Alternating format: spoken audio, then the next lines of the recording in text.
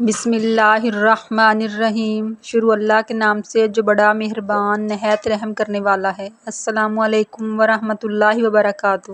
حضرت ابو درداء رضی اللہ تعالیٰ عنہ بیان کرتے ہیں کہ میرے خلیل نبی کریم صلی اللہ علیہ وآلہ وسلم نے مجھے وصیت فرمائی کہ اللہ کے ساتھ کسی کو شریک نہ بنانا، خواہ تمہارے ٹکڑے ٹکڑے کر دیے جائیں، خواہ تمہیں جلا دیا جائے، اور جان بوجھ کر فرض نماز ترک نہ کرنا۔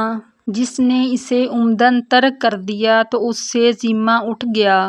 اور شراب نہ پینا، کیونکہ وہ تمام برائیوں کی چابی ہے۔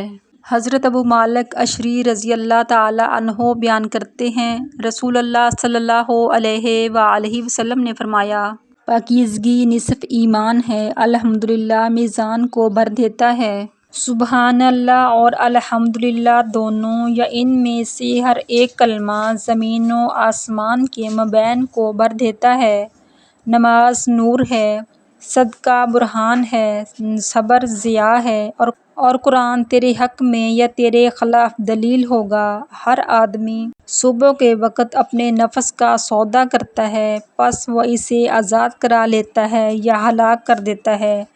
حضرت ابو ہریرہ رضی اللہ تعالیٰ عنہ بیان کرتے ہیں، رسول اللہ صلی اللہ علیہ وآلہ وسلم نے فرمایا، کیا میں تمہیں ایسا عمل بتاؤں جس کے ذریعے اللہ خطائیں معاف کر دیتا ہے اور درجات بلند کرتا ہے؟ صحابہ نے عرض کیا، کیوں نہیں اللہ کے رسول، ضرور بتائیں۔ آپ صلی اللہ علیہ وآلہ وسلم نے فرمایا، ناگواری کے باوجود مکمل طور پر وضو کرنا، مساجد کی طرف زیادہ قدم چل کر جانا، اور نماز کے بعد دوسری نماز کا انتظار کرنا، یہی سرحدی چھاؤنی کی حفاظت ہے۔ اس ویڈیو کو زیادہ سے زیادہ شیئر کریں تاکہ صدقہ جاریہ کا ثواب آپ کو بھی ملتا رہے۔ پیارے نبی حضرت محمد مصطفیٰ صلی اللہ علیہ وآلہ وسلم کی سنت پر عمل کریں۔